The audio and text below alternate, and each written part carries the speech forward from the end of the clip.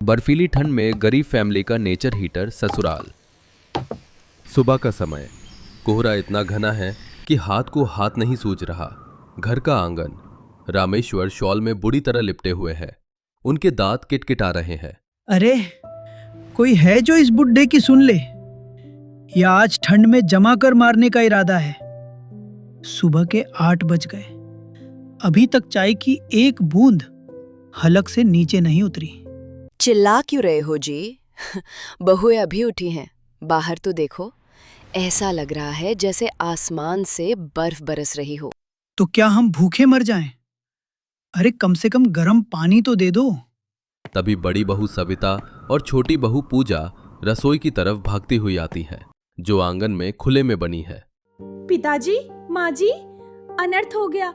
क्या हुआ सविता? क्यों घबरा रही है? माँ जी, रात को हमने जो पतीले में पानी भरकर रखा था वो पूरा जम गया है। ईंट जैसा पत्थर बन गया है पानी।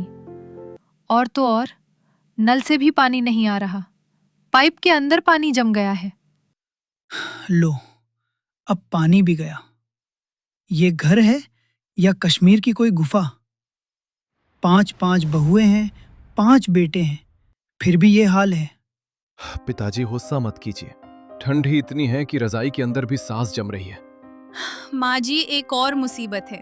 चूल्हा जलाने के लिए जो लकड़ियाँ रखी थीं, उन पर रात भर ओस गिरी है, सब गीली हो गई हैं। माचिस की पूरी डिब्बी खत्म हो गई, पर एक चिंगारी नहीं सुलग रही। अब क्या होगा? बच्चे भूख से रो रहे हैं। बिना आग के तो दूध भी गर्म नहीं होगा। यही नसीब है हमारा, गरीबी और ये ठंड दोनों मिलकर मार डालेंगे। रमेश, अरे ओ रमेश, जाकर देख, किसी पड़ोसी के यहाँ आग जली हो तो मांग कर ला। रामेश्वर का परिवार बहुत गरीब था। एक छोटा सा जर्जर मकान, जिसमें पक्की छत के नाम पर बस 2 कमरे थे, बाकी सब टीन और छप्पर का था। रसोई बाहर आंगन में थी, जो अब ठंड का सबसे बड़ा शिकार बन चुकी थी। रात का समय, बिजली नहीं है, एक मोमबत्ती जल रही है। रामेश्वर एक पुराना बैटरी वाला रेडियो ट्यून कर रहे हैं। सावधान, अगले 48 घंटों में तापमान 0 से भी नीचे जाने की आशंका है। लोग अपने घरों में रहे। पहाड़ों पर भारी बर्फबारी शुरू हो चुकी है। 0 से नीचे? पिताजी, हमारी दीवारें इतनी पतली हैं कि हम तो घर के अंदर ही जम जाएंगे। भाभी, आपको याद है पिछली गर्मियों में जब हम खेत में कुआं खुदवा रहे थे तो जमीन के नीचे कितनी गर्मी थी? हाँ, मजदूर पसीने से तरबतर थे। लेकिन तुम ये अब क्यों बता रही हो? और पिताजी, कल मैं रद्दी वाले से एक पुरानी किताब लाई थी। उसमें लिखा था कि पुराने जमाने में लोग ठंड से बचने के लिए जमीन के नीचे घर बनाते थे। तुम कहना चाहती हो बंकर? बंकर नहीं भाभी, पाताल लोक। अगर हम आंगन में गड्ढा खोदे और जमीन के नीचे रसोई बनाएं तो वहां हवा नहीं लगेगी। जमीन की अपनी गर्मी होती है।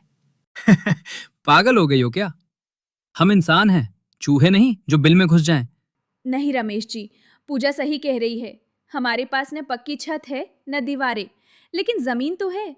अगर हम आज रात मेहनत करें तो कल सुबह तक हम ठंड से बच सकते हैं। बात में दम है। मैंने भी सुना है कि भालू और जानवर ठंड में गुफाओं में छिप जाते हैं, क्योंकि वहां सर्दी नहीं लगती। लेकिन खोदेगा कौन? हम खोदेंगे और हम मिट्टी हटाएंगे। भूख और ठंड से लड़ने के लिए उस परिवार में एक नया जोश आ गया। उन्होंने फावड़े, कुदाल और तसले उठा लिए। आंगन के बीचों बीच रात का सन्नाटा फावड़ों की आवाज से टूट रहा है। अरे वाह, जैसे जैसे नीचे जा रहे हैं मिट्टी सच में गर्म लग रही है। मेरे हाथ अब कांप नहीं रहे। जल्दी हाथ चलाओ। कोमल, विमला, तुम लोग मिट्टी को घर की दीवारों के किनारे लगा दो। इससे घर में भी हवा कम आएगी। पूरी रात काम चलता रहा। बेटों ने लगभग 8 फीट गहरा और 10 फीट चौड़ा गड्ढा खोद दिया। बहुओं ने सीढ़ियां बनाने के लिए मिट्टी को काट दिया। बाप रे, इतनी ठंड में पसीना आ रहा है, यकीन नहीं होता। अब सबसे जरूरी काम, वेंटिलेशन। धुआं बाहर निकलना चाहिए, लेकिन ठंड अंदर नहीं आनी चाहिए।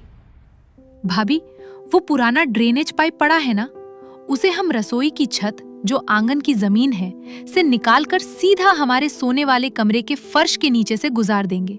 इसका क्या फायदा? गरम धुआं जब पाइप से गुजरेगा तो पाइप गरम होगा और वो पाइप हमारे कमरे के फर्श को भी गरम कर देगा। Underground heating. वाह मेरी इंजीनियर बहू, ये तो विलायत वाला दिमाग लगाया है। सुबह की पहली किरण के साथ ही उनका पाताल लोक तैयार था। ऊपर से उन्होंने बांस और मिट्टी से छत बनाकर ढक दिया। बस एक छोटा सा दरवाजा और चिमनी छोड़ी। अगली सुबह बाहर बर्फीला तूफान चल रहा है, लेकिन अंडरग्राउंड रसोई में शांति है। अरे राम, यहाँ तो रजाई की भी जरूरत नहीं है। कितनी गर्माहट है यहाँ। देखिए माँ जी, गीली लकड़ी भी यहाँ की गर्मी से सूख गई है और कितनी आसानी से जल रही है। लीजिए पिताजी, गर्मा गर्म चाय। आहा, अमृत है ये, अमृत। मेरी बहुओं ने तो कमाल कर दिया। परिवार खुश था। ऊपर तूफान का शोर था, लेकिन नीचे गर्मा गर्म रोटियां सिक रही थी। पाइप के जरिए धुआं बाहर जा रहा था, जिससे ऊपर का कमरा भी गुनगुना हो गया था। लेकिन खुशी ज्यादा दिन नहीं टिकी। कुछ दिनों बाद भाभी, आटा और चावल तो है, लेकिन सब्जियां खत्म हो गई हैं। सिर्फ नमक रोटी कब तक खाएंगे? बच्चे कमजोर हो रहे हैं। मैं बाजार गई थी। ठंड की वजह से सारी फसलें खराब हो गई हैं। टमाटर 200 रुपए किलो और आलू 100 रुपए मिल रहा है। हमारे पास इतने पैसे नहीं हैं। अगर हमारे पास अपना खेत होता तो हम उगा लेते। खेत बाहर होगा तो पाला मार जाएगा। लेकिन क्या भाभी? अगर हम अपनी इस रसोई को थोड़ा और आगे बढ़ा दे, एक सुरंग जैसा बना ले और वहाँ सब्जियां उगाए। भाभी, रसोई में धूप नहीं आती, पौधे कैसे उगेंगे? शीशे, हम आंगन में ऊपर तिरछे शीशे लगा सकते हैं। वो धूप को रिफ्लेक्ट करके सीधा नीचे सुरंग में भेजेंगे और यहाँ की उमस और गर्मी से पौधे दोगुनी तेजी से बढ़ेंगे। इसे ग्रीन हाउस कहते हैं। अब तो तुम लोग पाताल में खेती भी करोगी। चलो, जब इतना किया है तो ये भी सही। फिर से खुदाई शुरू हुई। इस बार रसोई के बगल में एक लंबी सुरंग खोदी गई। ऊपर पुराने टूटे हुए आईने लगाए गए। मिट्टी में गोबर की खाद मिलाई गई। मेथी, पालक, धनिया और मूली के बीज बोए गए। 15 दिन बाद बाहर गांव में हाहाकार मचा है। बर्फबारी ने रास्तों को बंद कर दिया है। चारों तरफ सफेदी है, लेकिन रामेश्वर के पाताल लोक में हरियाली है। अरे वाह, देखो तो मेथी कितनी हरी और बड़ी हो गई है और मूली के पत्ते तो देखो जैसे हंस रहे हों। भाभी देखो, नीचे गाजर भी तैयार है। यहाँ की गर्मी और नमी ने तो जादू कर दिया। बाहर पेड़ सूख गए हैं और हमारे नीचे बहार आई है। सच में दीदी, विश्वास नहीं होता कि हमारे आंगन के नीचे इतना खजाना छुपा था। आज खाने में आलू मेथी की सब्जी, गाजर का हलवा और मक्के की रोटी बनी। देसी घी और ताजी सब्जियों की खुशबू वेंटिलेशन पाइप से बाहर निकलकर ठंडी हवा में फैल गई। बाहर सड़क पर हे भगवान, यहाँ पेट में चूहे दौड़ रहे हैं और रामेश्वर के घर से शाही दावत की महक आ रही है। मेथी के पराठे, गाजर का हलवा इस कड़ाके की ठंड में। जरूर इन्होंने शहर से मंगवाया होगा या फिर कोई काला जादू है। चलो सरपंच जी को बुलाते हैं। गांव के सरपंच और कुछ लोग जो राशन खत्म होने से परेशान थे, उस जादुई खुशबू का पीछा करते हुए रामेश्वर के घर पहुंचते हैं। रामेश्वर के घर का दरवाजा खटखटाया जाता है। रामेश्वर बाहर आते हैं। रामेश्वर भाई, क्या घर में हो? आइए सरपंच जी, क्या बात है? आज पूरा गांव मेरे दरवाजे पर।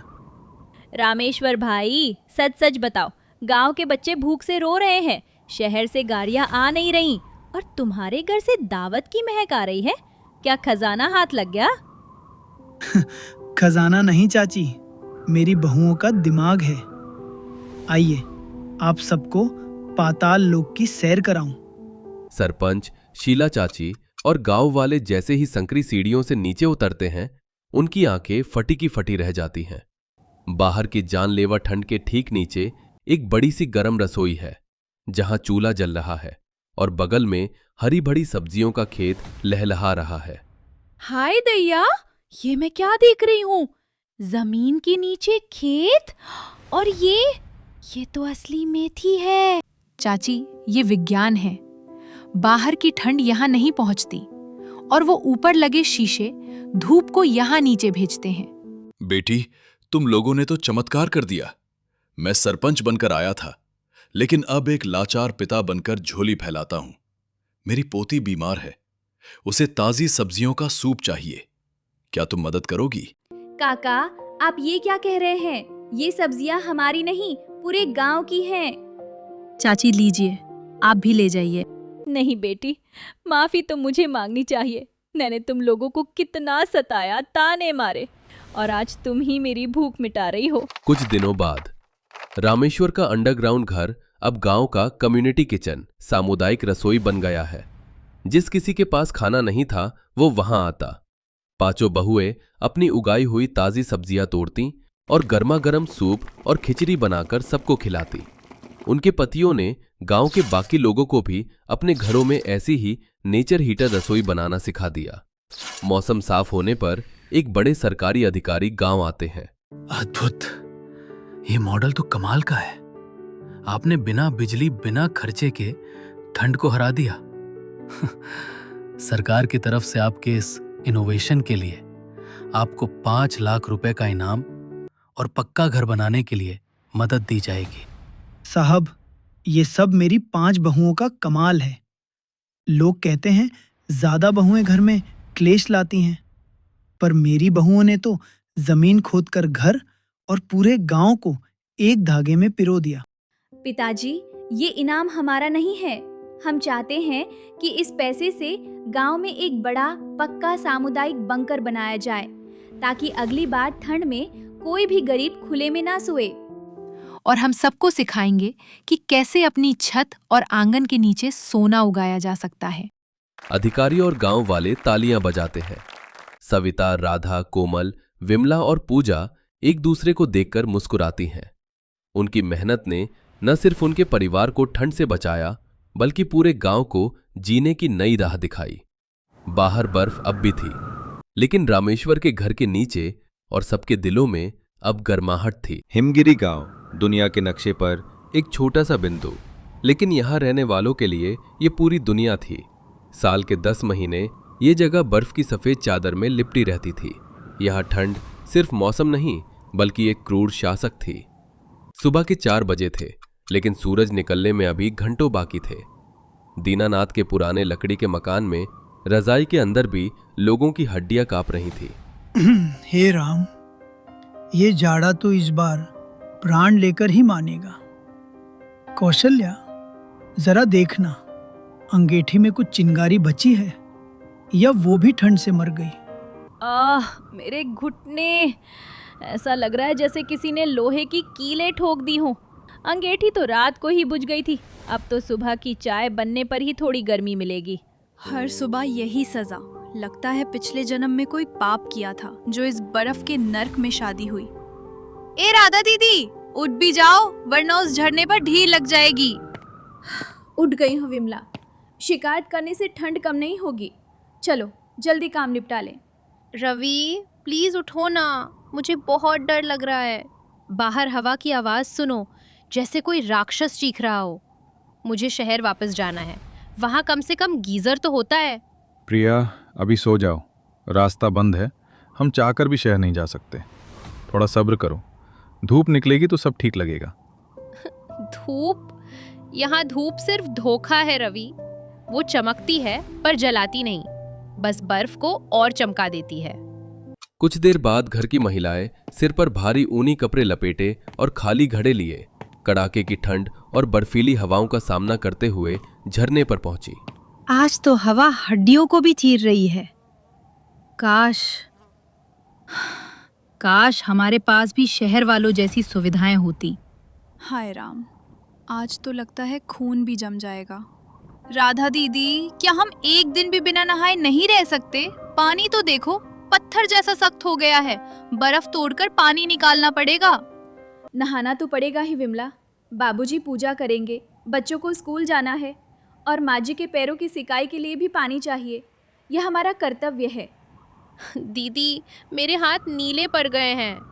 शहर में तो हम गीजर का बटन दबाते थे और गर्म पानी आ जाता था। यहाँ तो पानी को छूना भी आग में हाथ डालने जैसा लगता है।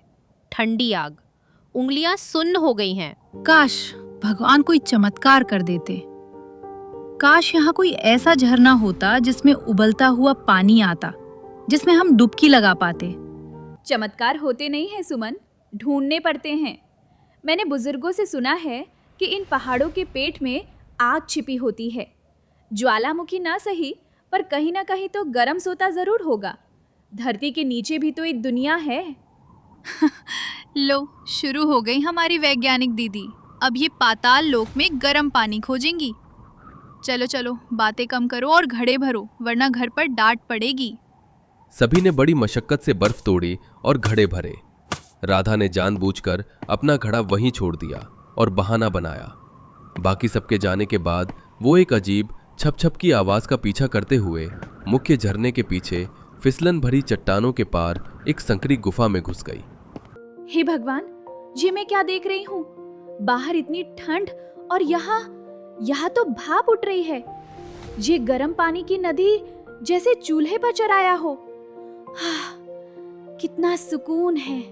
मेरी जमी हुई उंगलियां फिर से जिंदा हो रही हैं। पर वो क्या है? पानी के अंदर शीशे का घर, यहाँ इस वीराने में। राधा ने देखा कि किनारे पर एक अजीब सी धातु की नाव तैर रही थी, जो ऊपर से बंद थी, बिल्कुल किसी छोटी पनडुब्बी मिनी सबमरीन जैसी। ये एक केबल से जुड़ी थी जो सीधे नीचे उस शीशे के घर तक जा रही थी। राधा जिज्ञासावश उस पनडुब्बी नुमा कैप्सूल में बैठी। अंदर कई बटन थे। जैसे ही उसने लीवर खींचा, वो पनडुब्बी पानी के अंदर गोता लगाते हुए नीचे उस घर के डॉकिंग स्टेशन पर जा लगी। वो घर पूरी तरह से वाटरप्रूफ, इंसुलेटेड और गर्म था। ये तो स्वर्ग है। इतनी गर्माहट। यहाँ ना स्वेटर की जरूरत है ना आग की। बाहर रंग बिरंगी मछलियां तैर रही हैं। ये जगह तो किसी जादू से कम नहीं। किसने बनाया होगा इसे? खैर, जो भी हो, अब ये मेरा गुप्त ठिकाना है। जब भी ठंड बर्दाश्त से बाहर होगी, मैं यहाँ आऊंगी।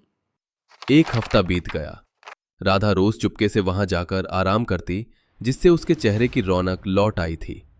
लेकिन घर में उसके बदले हुए रूप और देरी पर चर्चा होने लगी थी। राधा बहू, आजकल तुम पानी भरने में बहुत समय लगाती हो। और अजीब बात है, जब भी तुम आती हो तुम्हारे चेहरे पर एक ताजगी होती है, गाल लाल होते हैं, जबकि बाकी बहुएं ठंड से नीली पड़कर आती हैं। हाँ माँ जी, मुझे तो लगता है दीदी को कोई खजाना मिल गया है, या फिर वो चुपके से धूप सेक रही हैं, जो सिर्फ उन्हें दिखती है। वो माँ जी, मैं थोड़ी दूर वाले साफ पानी के स्रोत तक जाती हूँ। वहाँ पानी थोड़ा कम ठंडा है और साफ भी, बस इसीलिए आने जाने में समय लग जाता है। ज्यादा दूर मत जाया करो राधा। सुना है मौसम बहुत खराब होने वाला है। रेडियो पर चेतावनी आ रही थी कि एक पश्चिमी विक्षोभ आ रहा है। इस बार का तूफान पिछले 50 सालों का रिकॉर्ड तोड़ देगा। भैया सही कह रहे हैं। मैंने देखा है कि पक्षी भी घाटी छोड़कर नीचे जा रहे हैं, और हमारे कुत्ते शेरू ने कल से खाना नहीं खाया, बस आसमान की तरफ देखकर रो रहा है। जानवर खतरा पहले भांप लेते हैं।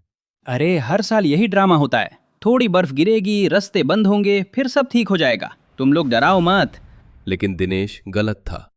शाम होते होते एक भयानक बर्फीला तूफान आया। हवा के दबाव से घर की छत उखड़ गई और पास के पहाड़ से एक विशाल एवलांच हिमस्खलन गांव की तरफ लुढ़कने लगा। बाबूजी, छत की लकड़ी चटक रही है। बीम टूट रहा है, हमें बाहर निकलना होगा। कहाँ जाएंगे बेटे? बाहर साक्षात मौत नाच रही है। अंधेरा है और तापमान जानलेवा है। बचाओ, हम दब जाएंगे, मेरे बच्चे। सब लोग मेरी बात सुनो, शांत हो जाओ। ये घर अब नहीं बचेगा। मेरे पीछे आओ, मैं एक सुरक्षित जगह जानती हूँ। पागल हो गई हो राधा। इस तूफान में बाहर निकलना आत्महत्या है। हम 2 कदम भी नहीं चल पाएंगे। और यहाँ रुकना मतलब मलबे में दफन होना। महेश, मुझ पर भरोसा करो। मैंने एक जगह खोजी है, वहां हम बच सकते हैं। गुड़िया, गोलू का हाथ पकड़ो। सब एक दूसरे का हाथ पकड़ लो। चलो। राधा के नेतृत्व में पूरा परिवार और पड़ोसी काका जगत रस्सियों के सहारे एक दूसरे को पकड़कर उस जानलेवा तूफान में घर से निकले और गिरते पड़ते उस गुफा तक पहुंचे। भाभी, और नहीं चला जाता। मेरे पैर सुन्न हो गए हैं। ये गुफा, यहाँ तो हम ठंड से अकड़कर मर जाएंगे। बस थोड़ा और अंदर चलो दिनेश, हिम्मत मत हारो, हम पहुंच गए हैं। अरे यहाँ हवा गर्म है और ये गंध। हाँ, ये गर्म पानी का कुंड है। देखो, वहाँ एक पनडुब्बी जैसी मशीन है। हम सबको उसमें बैठकर नीचे जाना होगा। डरो मत, वो पूरी तरह बंद और सुरक्षित है। परिवार के सदस्य डरते डरते उस पनडुब्बी नुमा कैप्सूल में दाखिल हुए। जैसे ही पनडुब्बी पानी के अंदर गई, बाहर का शोर शांत हो गया। जब वे शीशे के घर में उतरे तो उनकी आंखें फटी रह गई। बाहर मौत का तांडव चल रहा था, लेकिन पानी के अंदर सन्नाटा और सुकून था। हे भगवान, ये तो जादुई दरी की तरह गर्म है। मेरे जोड़ों का दर्द जैसे गायब हो गया। दादी देखो, मछली, बड़ी वाली मछली, वो हमें देख रही है। राधा, ये सब क्या है? तुम्हें ये जगह कैसे मिली? ये कोई सपना तो नहीं? मैंने इसे कुछ दिन पहले ढूंढा था। मुझे लगा था ये मेरा छोटा सा राज रहेगा, लेकिन आज ये हमारी जान बचाने के काम आया। भगवान ने शायद इसलिए मुझे यहाँ भेजा था। बहू, तुम तो साक्षात देवी हो। तुमने सिर्फ अपने परिवार को नहीं, हमारे कुनबे को भी बचा लिया। अगर हम उस घर में रहते तो अब तक बर्फ के नीचे दबे होते। समय के साथ गांव के और लोग भी वहां आ गए और वो जगह एक छोटे से अंडर वाटर गांव में बदल गई। 2 हफ्ते बाद सबने वहां अपनी गृहस्थी जमा ली थी। तभी अचानक ऊपर का हैच खुला और 2 वैज्ञानिक, डॉक्टर आर्यन और डॉक्टर मीरा, नीचे उतरे। मीरा, देखो, क्या मैं सपना देख रहा हूं? हमारा प्रोजेक्ट हाइबरनेशन जिंदा है और इसमें लोग हैं। ये तो एक पूरा बाजार लग रहा है। आप कौन हैं और यहाँ कैसे आए? सवाल ये है कि आप लोग हमारे घर में क्या कर रहे हैं और ये दाल की खुशबू कहाँ से आ रही है? घबराइए नहीं, हम दुश्मन नहीं हैं। साहब, हम गांव वाले हैं। ऊपर तूफान ने हमारा सब कुछ उजाड़ दिया। मेरी बहू ने ये जगह ढूंढी और हम जान बचाने यहाँ आ गए। अगर आप कहेंगे तो हम अभी चले जाएंगे, भले ही बाहर मर जाएं। नहीं काका, वीरान घर खंडहर होता है, लोगों से ही घर बनता है। आपने इसे ढूंढकर हमारे प्रयोग को सफल बना दिया। आप लोग यहाँ रह सकते हैं, बल्कि हमें आपकी मदद चाहिए। 2 साल बाद डॉक्टर आर्यन और गांव वालों ने मिलकर उस जगह को एक अद्भुत इको टूरिज्म स्पॉट बना दिया था। पर्यटक उस स्वचालित पनडुब्बी में बैठकर पानी के अंदर की दुनिया का रोमांच लेते हुए शीशे के घर तक आते थे। अरे भाई, अविश्वसनीय! बाहर -10 डिग्री तापमान है, तूफान चल रहा है और यहाँ अंदर हम टी-शर्ट में बैठकर चाय पी रहे हैं। ये नज़ारा दुनिया में कहीं नहीं मिलेगा। जी सर, इसे स्वर्ग गुफा कहते हैं। ये प्रकृति और विज्ञान का संगम है। डॉक्टर आर्यन और डॉक्टर मीरा की मदद से ये संभव हुआ है। क्या सोच रही हो राधा? यही कि मुसीबतें कभी कभी हमें ऐसी मंजिल तक ले जाती हैं जिसके बारे में हमने सपने में भी नहीं सोचा होता। वो तूफान, वो घर का गिरना, अगर वो ना होता तो शायद हम आज भी उस ठंड में ठिठुर रहे होते। और अगर तुम नहीं ढूंढती, अगर तुम उस दिन जोखिम नहीं उठाती, तो आज हम, हमारा गांव और ये खुशियां कुछ भी नहीं होता। तुम हमारी असली हीरो हो। अरे राधा, महेश, चलो। डॉक्टर साहब ने गर्म पानी के कुंड में तैरने की प्रतियोगिता रखी है और विमला कह रही है कि आज दावत में वो अपनी खास पहाड़ी कढ़ी बनाएगी। हंसी मजाक, खुशियों और नई उम्मीदों के साथ पूरा परिवार, वैज्ञानिक और पर्यटक एक साथ दिखाई देते हैं। कैमरा पानी के अंदर से धीरे धीरे ऊपर उठता है, शीशे की छत को पार करता है, गर्म पानी की भाप को चीरता हुआ बाहर की बर्फीली चोटियों और नीले आसमान की तरफ जाता है।